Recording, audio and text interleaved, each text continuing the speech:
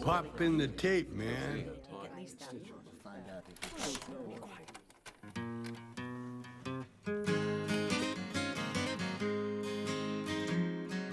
So we got some big things happening in the Boston area. We're opening up the Cheech and Chong Dispensorias, and before we go there, I want to talk about what it was like when we had the Bong Factory. And when we first had the Bong Factory, it was a big warehouse, and there was a whole side that we weren't using. So I thought it was a good idea. Like, you wanted to have kind of a space, a creative space. Yeah. And so we thought it'd be a good idea that you pay your half and you take on that side, and that's your side. And then you moved all your stuff down there. And then what happened, Dad? Do you remember what happened? Well, what I did, I always wanted a treehouse. Right. And so when we moved into the Palisades, there was no real place for there's no trees. There's one in front, but and there was only one in the back. And the thing is, when I get high on weed, I get very creative. Yeah. For a short period of time. Right. And I get these great ideas. And so I had this great idea of building, well, instead of a treehouse, why not just a tower, just it doesn't have to be next to a tree. It can just be freestanding. So I had, I'll think of his name, but I had this Mexican worker help me. Actually was Guatemalan, I think.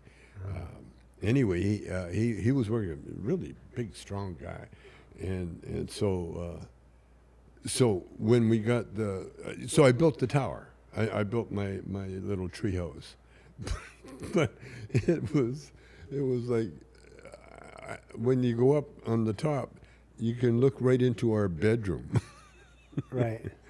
We were at the bed of my bed. So you're talking about your house. Huh? You're talking about the house. Yeah, the house. So the tower, that tree house was not good because it was, Shelby would be changing. I could look right into the thing, And so I said, okay, so that ain't gonna work, And so then when we got the space, I thought, I'll bring the tower there, and so I did. I had the guy. What was his name? Anyway, we ended up putting the tower in the Bong Factory, and the first thing I did was string up a hammock. Well, a hammock apparently is not the best thing to have in the middle of a factory when you got workers working, doing their everything, and I'm laying there pretending like I'm out in the country or something, and so Brian, the worker that was working with you, and you guys decided, I don't know if I wasn't in on it, but you decided that, they need more tables, and that's great lumber for the tables. And so I showed up one time, and there's no tower, but there was like 2 or 3 real nice tables, working sites, with the tower. But what came out of it, one of the guys that were working for us, his dad was homeless. Okay, so I'll tell this story. So you had your side, and you were kind of carving and kind of just doing your art and doing all that kind of stuff, but it was a distraction because it was Tommy Chong hanging out, smoking weed, and people would come and hang out and smoke weed with you. And our productivity dropped off, right? So, and then one of our glass blowers had their dad, who was a homeless guy, living outside. Well, he didn't have it. The dad found out where the son was working. Yeah, and just showed up. And so he ends up, and he's outside. Yeah, sleeping outside. And so my dad hires him. No. So what I said, what I did, I says, like I did with Strawberry with the club. I says, hey, why don't you sleep inside? I got the That's hammock. right. I got everything. That's right. So he And invited. so he ended up- invited. You invited A homeless the guy homeless inside. dad Yeah. who had substance abuse problems. Like the guy's son had major substance abuse problems, Yeah. alcohol. Yeah. And then you said, oh, well, you don't just live in the factory. And I was like, what are you doing, Dad? So he did. He moved. But let me finish. Let me tell the story. He comes in the factory. Turns out to be a wonderful pipe maker. No, He- because I got him trained. yeah. And I got him working. I said, Yeah. if you're gonna sleep here, you gotta You gotta earn your keep. just like let's see if you can produce some pipes. We need to produce some pipes. So I get him working. And then Changed his life. yeah, and then no, he started working. He started figuring it out. And he No, he got a career. He got. well, he's dead now. He passed away. I mean, passed, like yeah, his but- lifestyle caught up with him. But But in the meantime, So he basically- went from homeless to being a pipe maker. and then after that, I kind of kicked you out of the factory. Do you remember? I kicked you out of the factory. What's wrong? I got messages coming Can in my you ears. can you give me your phone? And I'll turn it off for you. And so what would you say? Well, we kicked you out of the factory. Well, it was kind of mutual because there was no room for me. It was not, I wanted a space like the space we're in now. I would like to take it over, but apparently I can't do it because I got a lot. So- You brought the paintings? Did you bring them here? So now that you have these stores opening up, I was wondering, like, what are you gonna? Are you gonna? Like, what's your job gonna be at these dispensaries? Dispensorias.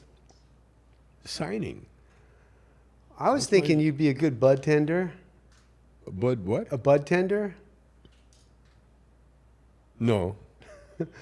How about the work in the back where you like file all the where you get all the incoming weed and you check it, make sure the quality's there, and then process that. Any job with weed, I like. I like working with weed. And the testing, should we? I don't know about the testing because you like everything. Like No, no. I've been really working on the testing part. But the thing is, if it's really working, then you forget what you're doing. right. So there's no testing. There's nothing. You're just sitting there trying to figure out what do I feel like eating. Right. That's the only thing. With the dispense, I'm really looking forward to dispensary. All of a sudden, I create this incredible Experience, place, right? experience to come. So what it I was should be. thinking, like, I saw this video, and it's like a hologram where you have the equipment at your house, and then there's a box there, and then all the cameras at your house like do a scan, and then send it through the internet to the dispensary, and then you're there, so you could like, hey guys, how's it going? You could like greet the customers and hang out with them. Hey, what you buying today? Now you're fucking with me. No, I'm serious. It exists. What do you think about that? At the very least, I was thinking there could be a screen. Hold on, hear me out. I was thinking there could be a screen and some kind of like Zoom app that you could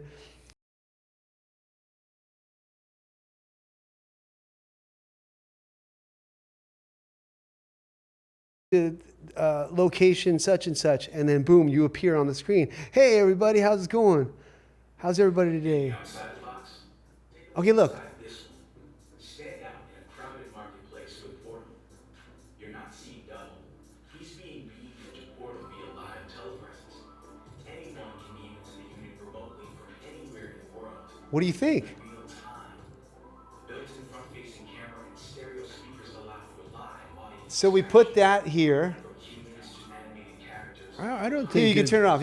We put that here, and then we could just, you could just, instead of having to fly all the way and like travel and check into hotels, why not just like a peer hologram style? You're not feeling it? No, not at all. Why? It's called a dispensaria. And the Dispensorias, if you're going to perform that. No. Yeah, by the way, It's remember? no, when it's we were- not a performance. Hold on. Let me be clear. It is definitely not a performance. It's more like a greeter. You know, like the guy at Walmart, like, hey everybody, come on in. The flowers over there. The concentrates this are old here. Stoner The has edibles. been around a long time, and Or I'm a professional fuck with people, and so when you're fucking with me like this, I fucking with can you. see through everything. I'm not fucking with you, man. I'm just saying. You are. Like, do you like your fans? Do you Go like to your room. Do you like your? You need a timeout. You need a timeout. Don't time out me, You're Dad. disrespecting your Don't elder. time out me. I'm not disrespecting you. Listen, I'm just saying. I think it would be nice if you just checked in with your stores and said, "Hey, how's everybody doing? Hey, what's up, bud tender number 1, number 2? I mean, like Joe and Lisa. Hey, how you doing?" I think having that personal touch, where I mean, I know that if and when we open one within driving distance, I know you'll be cruising by there all the time because you take pride in your stuff. Absolutely. Yeah. Absolutely. I love our You're going to store. get your gift bags. Getting your latest T-shirt and I swag. love all I mean, I've never met anybody that likes swag more than you, and you wear it. You and I'm talking like you have stacks and stacks of hats. And I'm like, man, you don't even wear these. And I'm taking it home. You know, you pack it up. No, put it. it's an art put it in your project bag. with all the hats. Yeah. I'm going to make a homeless shelter with them. Oh man, yeah. I'm serious. I get it. I'm serious. Eh, What's better for a roof than hats as shingles? I can think of And one we'll have thing. those You know what's hats- better than hats is shingles. Is actual roof with shingles. No, but these are hats with the brims and done very artistically, and it's going to be a draw, you know. Mm-hmm. You know, there was a house on the way to Trail BC in Canada, Mm-hmm. made entirely out of wine bottles and whiskey bottles. A house, the walls, everything, and it was such a tourist thing. The guy, you know, the drunk, instead of throwing out the bottles, he started building with them, and he built a whole house. And so that's what I want to do. I want to do stuff like that, so that people, hey, let's go see the Chong house, you know, and they go over and see that. And that's one of the reasons I collect. And now Shelby, my gorgeous wife, she buys this. These little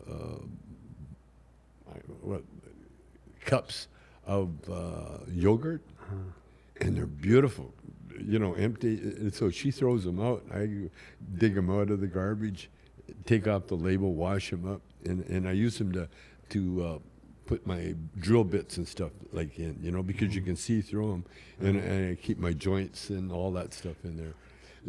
So I love the recycling. Yeah. Aspect. I've been doing it all my life because when I was a kid, it was right after the war, and so you didn't throw anything away. You picked up string.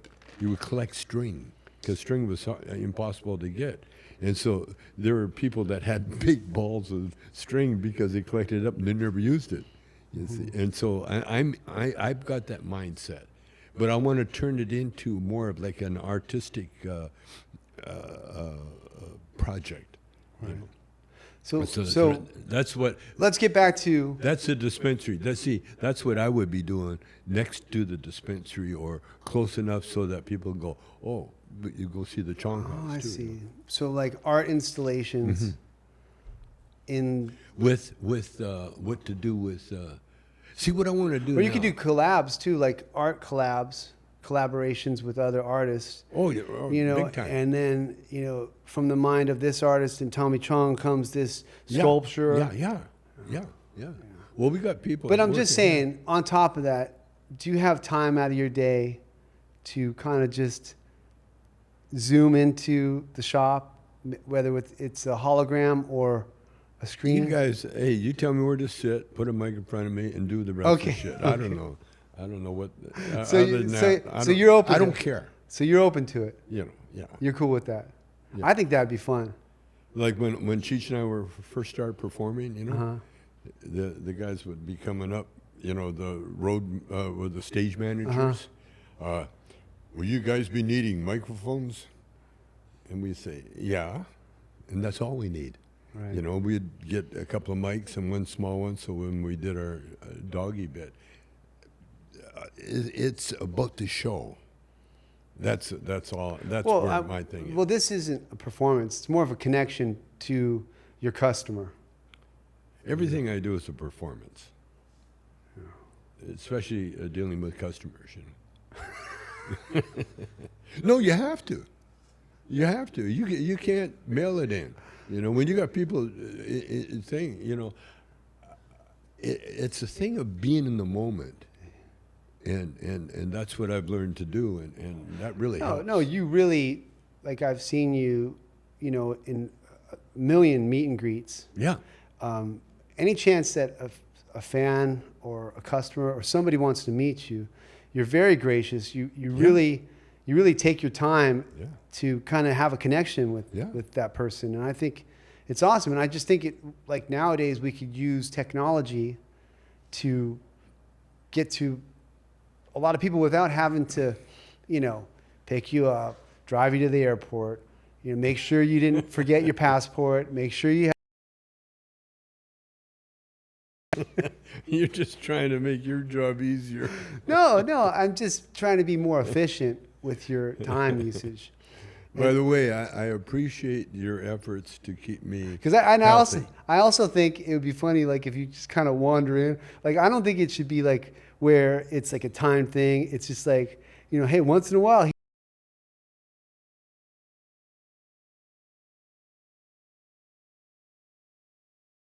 And you know, it'd be so crazy if like all these people are waiting in line, you know, getting served by the bud-tender, and then there's a portal sitting there, and they're like, "What's that?" And then all of a sudden, you just roll in, and you just start smoking. Hey, what's up, man? And they're like, "Is he really talking to me? Is that Tommy?" You know? Yeah. I mean, how cool would that be? Yeah. I think it would be amazing. Yeah. I think it's amazing that we're going to be having really the first successful across the country, what do you call it, dispensorias. Mm-hmm.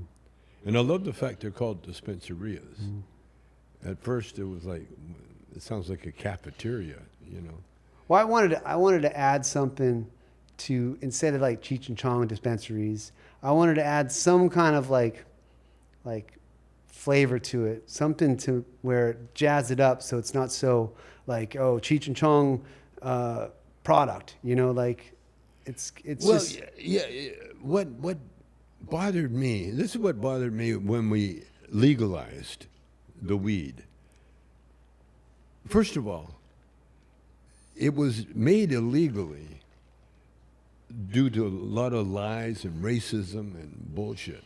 Just made like I got a T-shirt that says, "You made a plant illegal," you know, and it's the way society was in America treated people with substance abuse, you know, and so then all of a sudden comes along this product that allowed everybody, you know, the white majority, you know, the cops and that to be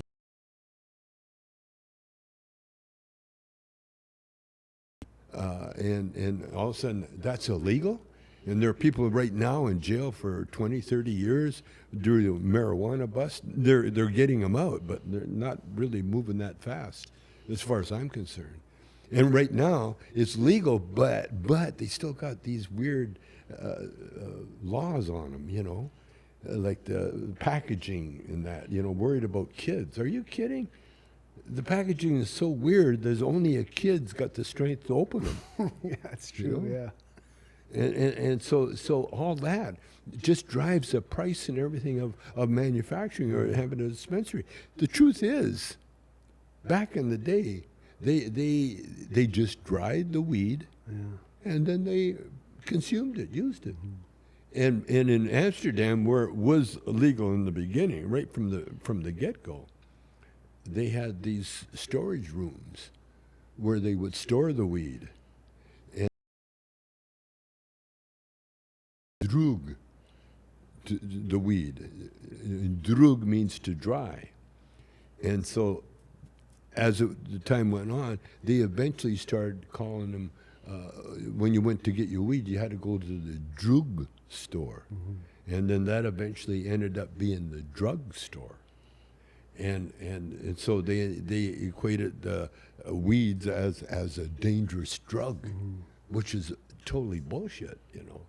And so now we got a store that we can sell it, but we still got this kind of draconian weird thing, you know. And by the way, what's keeping the farmers alive and working is the black market, which is thriving. And so I'm really looking forward to putting there's our store, putting my mark on it. But you know, my dream dispensary would be have a stage for comedy, a comedy stage there. Anybody feel like doing Like an open mic stage? open mic? Anybody feel like doing 5 minutes? You're allowed, but if you don't get a laugh, I'm sorry, you're out of here. Yeah. Or if you get a laugh, you might get a free, You just get a laugh. no incentive. No, it's just a stage. It's like a bathroom, you know, because there's a lot of people, you know, they need that stage, you know. I mean, Cheech and I, when we first started, for 8 hours, so we get the right spot on the stage. So- In the lineup. huh? The right spot in the lineup. Yeah, in the lineup at night. Yeah. Which number was that? Like 6, sixth. number 6. Yeah, the 6th guy. And how much was each act? What was the time? 15, 20 minutes, a half hour.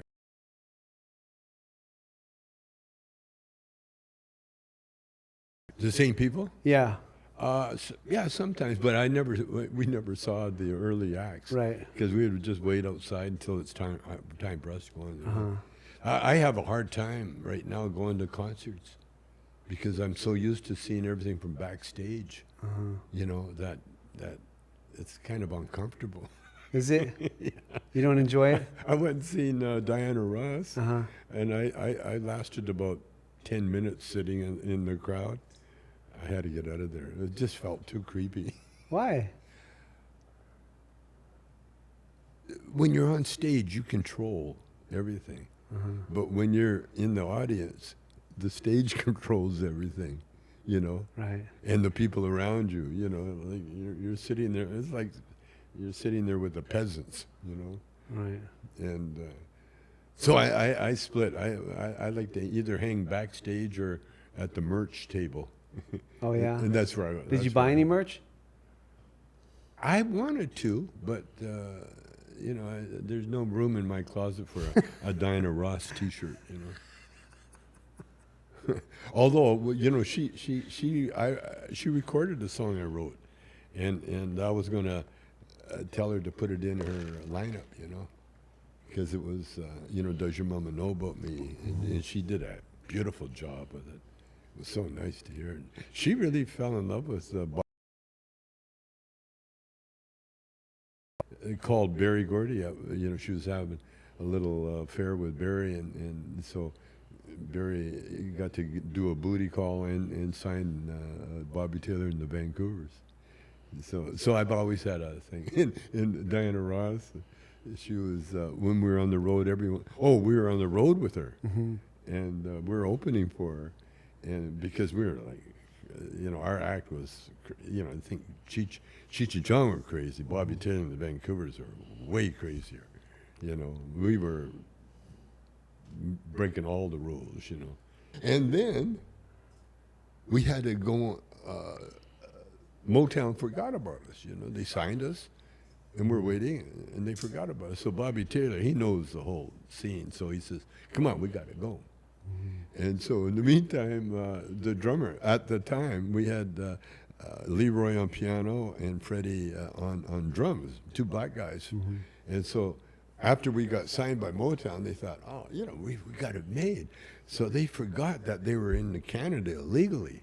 And so they went down to Portland to see their people. Freddie was he had his future plan, and he went down to Portland, and everything's good, except when they were coming back, they got to the border, and they said, you know, what's your business in Canada? And so they said, you know, we signed with Motown, and they said, you've been working up here, and do you have a permit, work visa? They wouldn't let him in. And so what are we going to do? You know, that's our record contract. It's not hard to fill in the guys, and that's what we had to do. And so the Leroy and Freddie were out, and then Ted had the head, and Robbie King, and then we got the best of all the good musicians, and then that's what we went to Detroit with, you know. But it was a trip.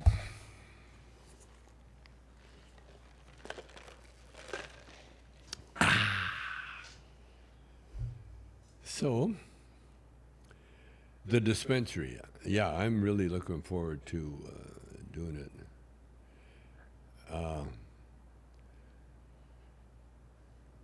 You know, to improve the experience, you know, I think we not have a place to smoke per se, you know. A lounge. But I don't know. Well, we love the lounges. Like, remember that spot that we used to go to in Venice? What was that guy's name? And it was the Hash Bar. Oh, the Hash Bar. Yeah, remember we'd go upstairs and they had like a bar, and they had these girl bartenders, and they would pull out this like frozen bong and then like put a dab in there and then light it. Oh, that's great. That was, see, medical marijuana made so much sense to me because doctors made money. Yeah, you know? but okay, whatever. You still got a lounge, and the dab bar was pretty cool. It was very cool. So you like lounges? There's a lounge where? At the Dispensorias. Our lounge? Yeah. Okay. Well, I have to see it before I criticize it. Yeah. Yeah, go see it. Yeah. Well, you could join the lounge in the hologram and just smoke from home and smoke with all the people, you know? Well, you could do porno movies with the hologram too, but you sure the hell wouldn't get any benefits out of it. Where did that come from? Well, let's think about it. You know, you got to be there physically, you know, to enjoy it. You know, it's the. Oh, I was illusion. thinking no, the performance is in the hologram, but the people see it, and it's almost real life. It's right there. For about 2 seconds. You know, because I saw it one time, you know, the guy, Ali, was his name?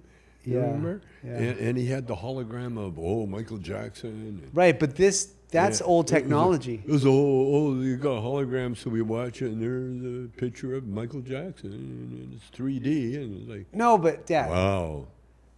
the difference was that was a recording, okay? And, you know, there was the Tupac was a hologram in a show, and that was a recording. Yeah. The difference is that you are interacting. It's really you as a hologram. So when people are talking to you, you're responding to them real time. But there's no soul there. Is that Are you not you?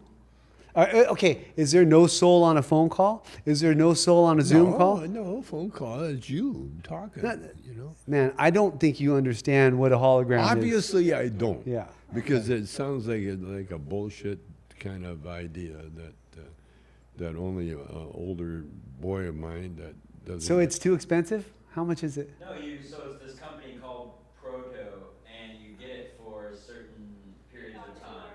So like you have them, and they'll come set it up right here. So Oh. they drop off the box. I'm not But- sure about purchasing the box and all the technology, but I know that this company outsources it. So this is like Ellen using it. Yeah, look. Exactly what I said. Holograms are no longer talk science fiction. A company selling a 7-foot tall booth into which you can beam a 3D image of yourself anywhere in the world. I'm beaming in from Los Angeles into a device that we have in New York. Oh, that's the guy. That's Ollie's. That's the guy that used to work for him. Ali? Remember what's his name? It was a comic that used to work for the Hologram company. So I guess he works for this company. Oh. Yeah. Well, do you understand it now? So that. Yeah, but visually, yeah, no, I understand the visual thing, you know. Like I said, it's like a performance. Oh, there he is, but he's not really there. No, but he is. I think it's fantastic because the experience is almost, you just can't touch you physically, but you feel like they're there.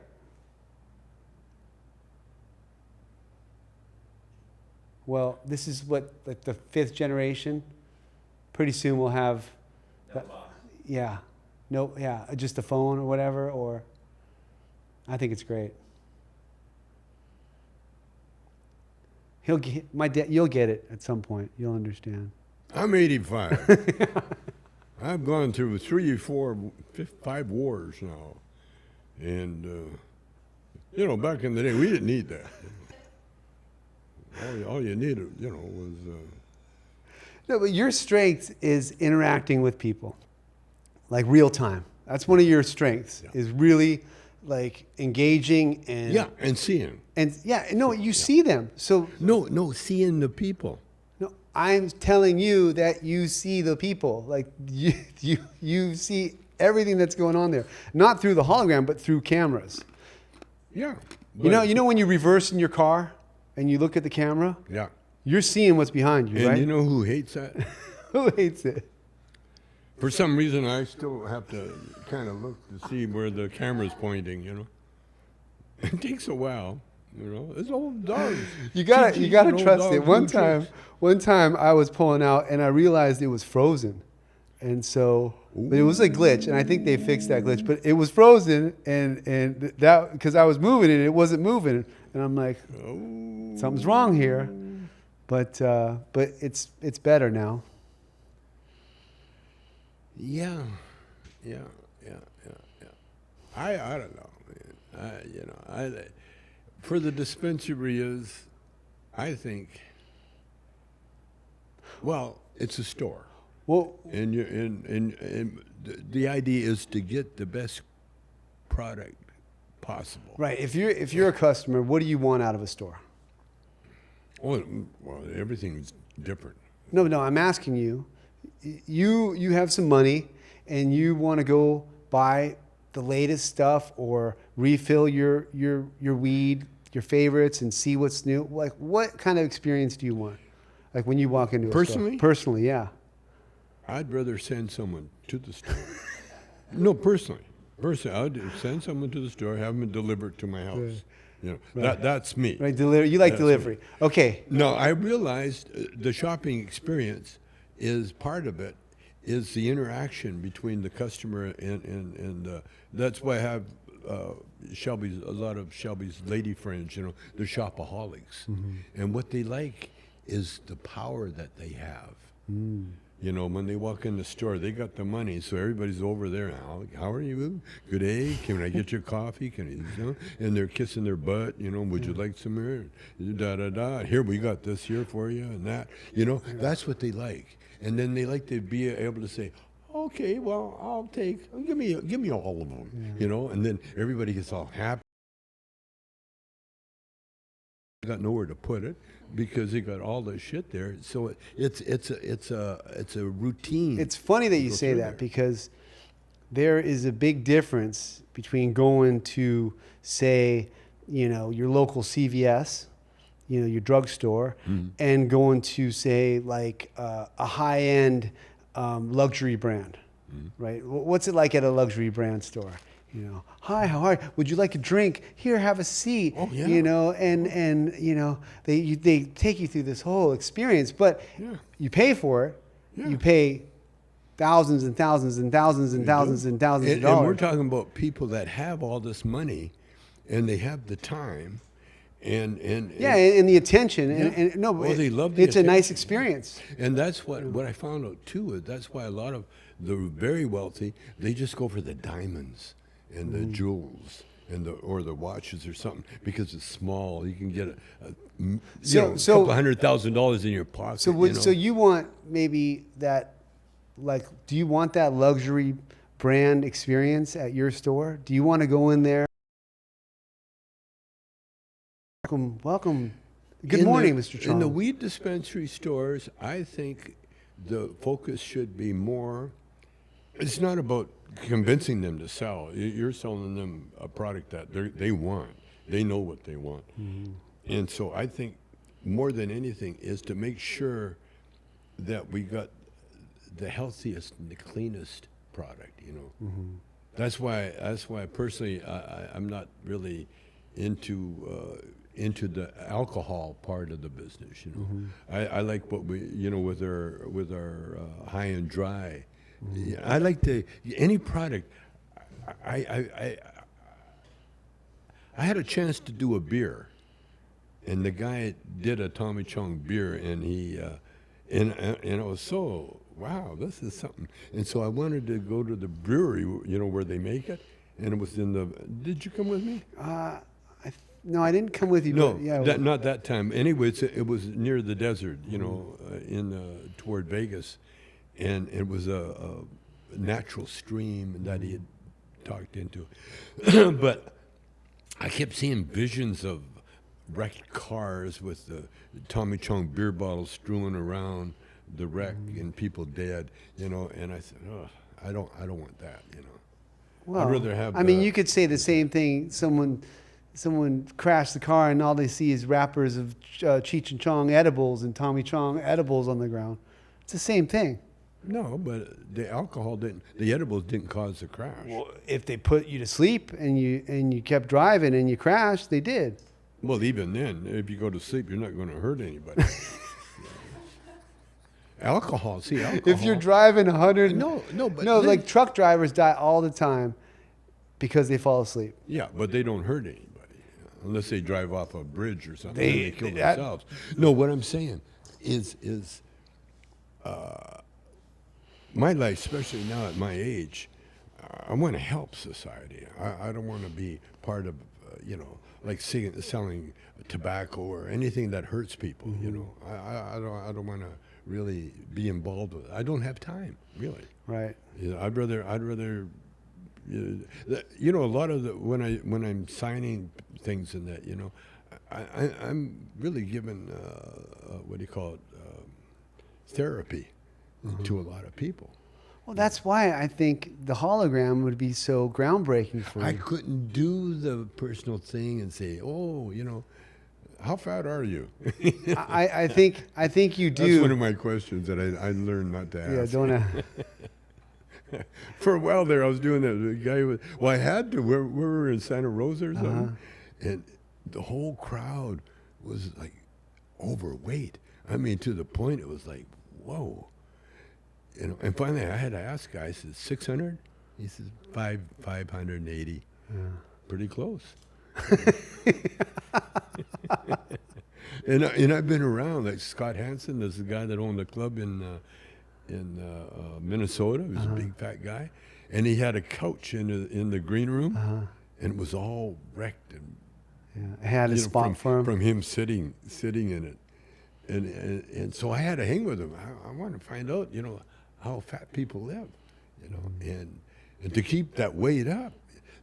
Chinese food, that's what they order mostly. Yeah. Yeah, just eat that Chinese food. Yeah. But yeah, and then since I've been doing the signings and that, and what changed me was Zootopia. When I saw the movie Zootopia, I saw that there's a place for everybody in this planet. You know, big, you know, the hippos, the elephants, and I was a yak, you know, everybody. And everybody was doing, in that Zootopia, everybody does what they're good at. And like the wolves were howling, remember that? Yeah. Ooh, what are you howling for? I don't know. Arr. Yeah. I met someone. Oh, when I was signing yesterday, a little girl. His daughter has a sloth. Oh, You know really? the sloth? A pet sloth? No, a stuffed. Oh, a stuffed sloth. A stuffed Okay. sloth. Okay. And she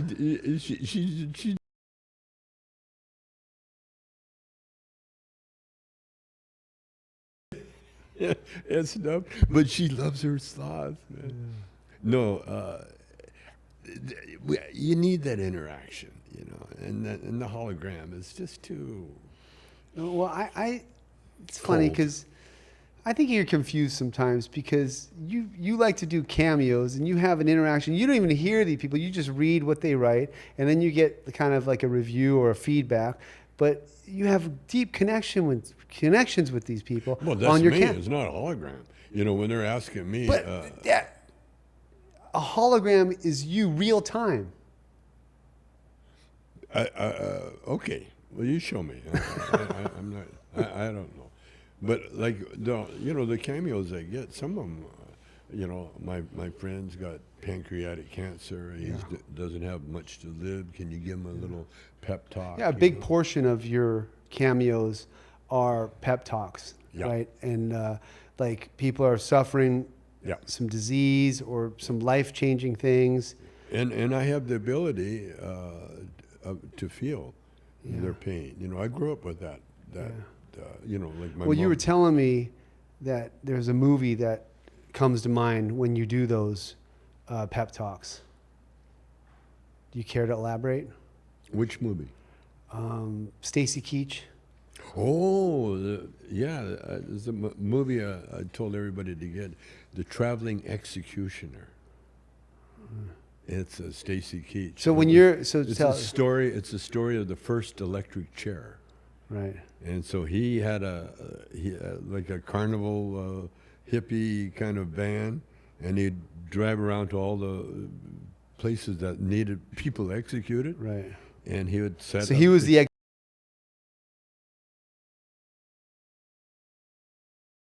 up and everything.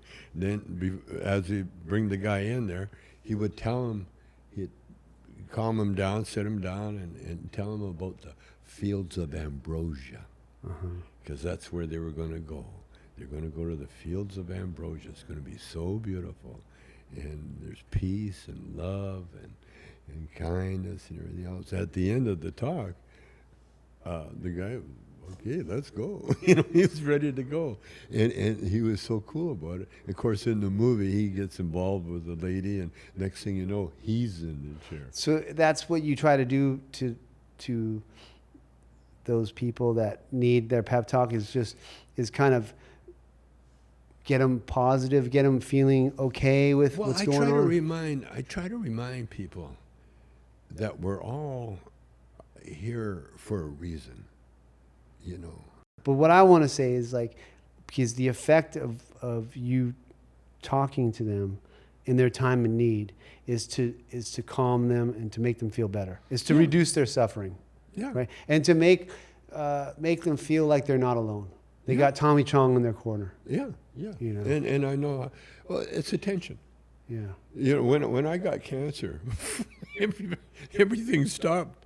You know, phone calls stopped. Everything stopped. As soon as, and I was on CNN with Don Lemon. I was like almost a regular. You know, they were calling me up all the time because I just got out of jail and everything else. And then we went to the doctor. You know.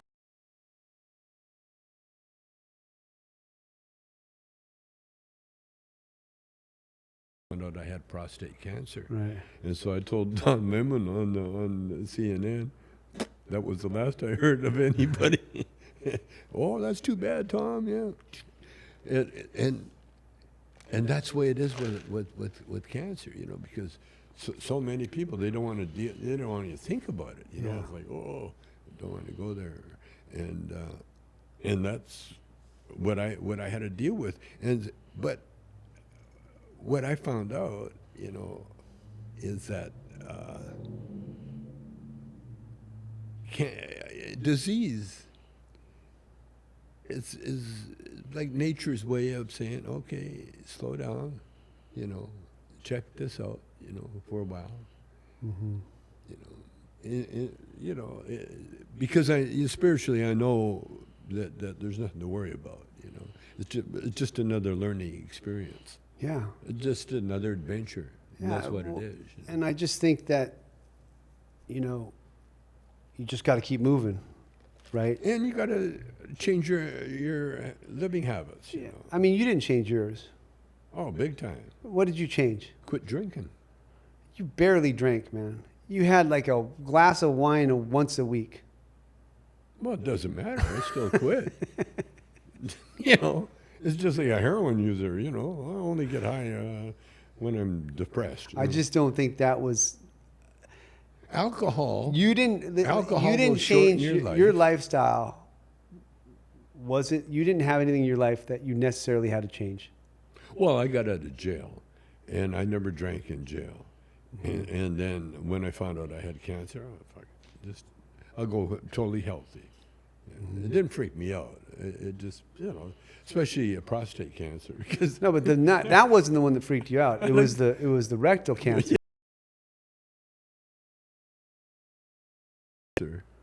Did you ever figure that one out? No, a What's biopsy. He sent me to the old army doctor, and the army doctor did what they do in the army. He gave me a biopsy. Now I had prostate cancer, okay, but they had to go in and make sure, so they did the biopsy, and on the way out they dropped a few cancer cells.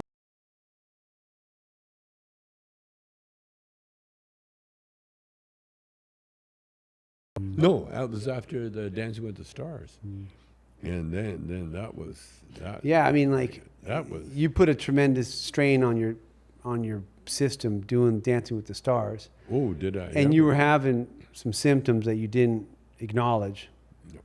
No, I all the way through, and it was right after Dance with the Stars that I ended up going and getting the operation. Yeah. Well, you got checked, and then And the operation was groundbreaking in a way, you know, butt breaking anyway. You know. They moved the exit from the rear to the front. anyways, I think that we need to really work on this hologram. At least Well, if it could give me a new butt, I'd no, do we it need to. immediately. I think we need to like go experience the hologram.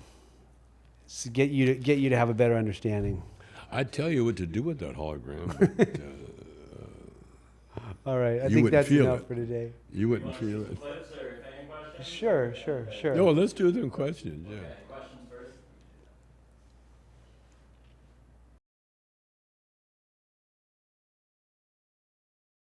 Good, evil, neutral, or just products of their environment. Wow. All of the above. They're everything. They're all of that. They're all of that. Products of our environment. Yeah, totally. Okay. Brooke says, what one lesson you'd like?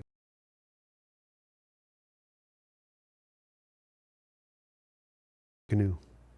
Hmm? Don't stand up in a canoe. Don't stand up, what? Yeah. In a canoe. Oh, in a canoe. Yeah, that's true. You do that, push over. Stand up, van kid.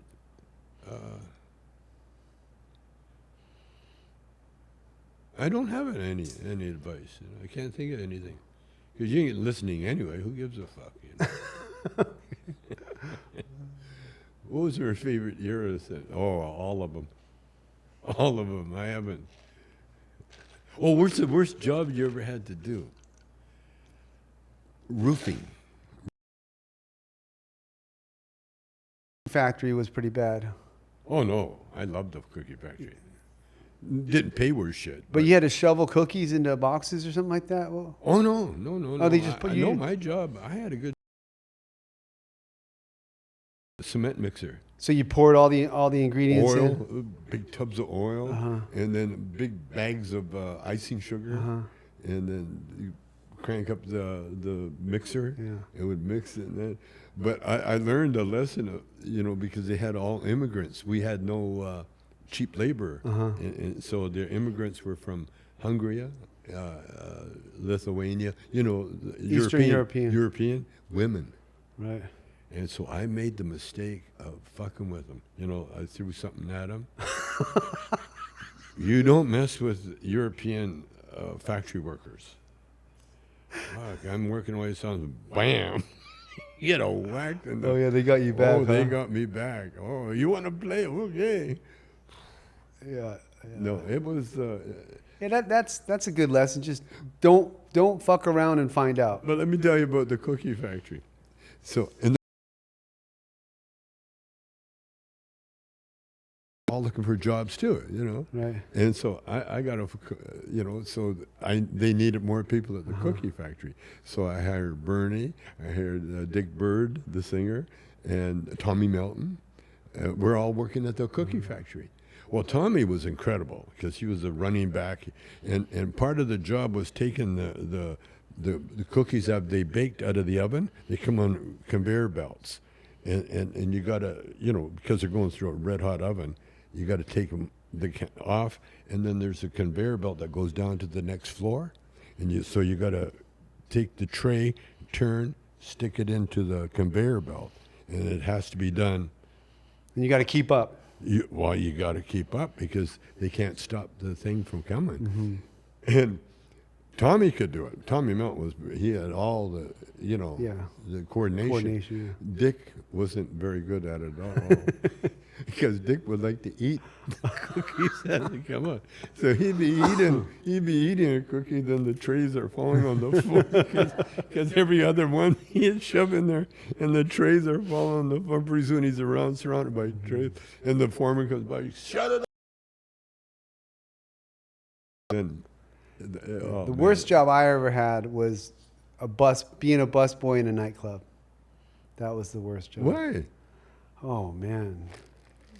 Being a busboy in a nightclub, you're dealing with drunks and you're picking up all their glassware and you're trying to get through with heavy containers of all these glass. Like it's heavy, Yeah. and you're trying to get through a bunch of drunks like crowded in a nightclub, and then clean it up. And then if someone pukes in the bathroom, you got to go clean it up. Oh, it was the Well, worst. see, that's alcohol. I'm not a big alcohol fan, even though I had bars. Oh yeah, and then this one had it's in Canada, so everyone was smoking cigarettes, so you had dirty ashtrays. Oh, that was the worst one. Okay, what advice would you give someone in a long distance relationship who can't visit their significant? Catfish is, Dad? It's when someone pretends, like say we meet online, right? And then I'm this really pretty girl, and you're a young guy, and you don't have many girlfriends, and we start talking, and I convince you like, oh yeah, we're in a relationship, but it turns out I'm like a 60-year-old man pretending to be a young girl. That's called catfishing. So this person, Adriana, might be, or Ben might be getting catfished. Okay, what advice would I give a relationship with the other? Get another significant other. Or just move and make it happen. Sometimes that doesn't work either. Yeah, but nothing ventured, nothing gained.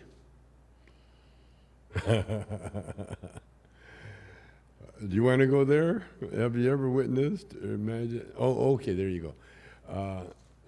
Is where you are now where you imagine you to be when you're a young adult? Yeah. There was. I did. I can't You- believe that. No, I for me. You yeah. had an imagination like that? Premonition. Yeah, there was. Yeah, I'm really well connected with the spirit world. Incredibly, it talks to me. Yeah, My iPad. Cheech describes you as a cosmic mother effer. And I think that, well, Oh, yeah. anyone who goes to the bank and just has, after an ultimatum from their wife that you better buy me some shoes, and then all of a sudden money appears, that's pretty cosmic. Oh, so cosmic. Yeah. So cosmic. Yeah. Yeah, no. That's why I like to hang with you. You're like a cosmic lucky charm, so I just hang with you, know. No, Good things happen. I've been a young adult. I remember reading a book about Hollywood and imagining it. All of a sudden, I felt like I was going to be connected to Hollywood. Pretty good. And when we first drove to Hollywood, we're in North Hollywood or somewhere, and there's a sign that says Sunset Boulevard. And I was way down East LA. I mean, way down there. Oh, let's go up Sunset. So I turned and drove Sunset from East LA all the way to the end. To the beach. Yeah, that's a cool drive. It's Yeah. incredible. And it's the famous Sunset Boulevard. Oh, one time we had, we started our club opening with Ike and Tina Turner. And so then about a year or so later, Tommy and the band were down in L.A. and Ike and Tina are playing at a club called the Galaxy. Anyway, we went and visited them. Mm-hmm. And of course, they remembered us. At least Tina did, And so we went backstage and had a nice visit with Ike and Tina in Hollywood. Oh man. Whew.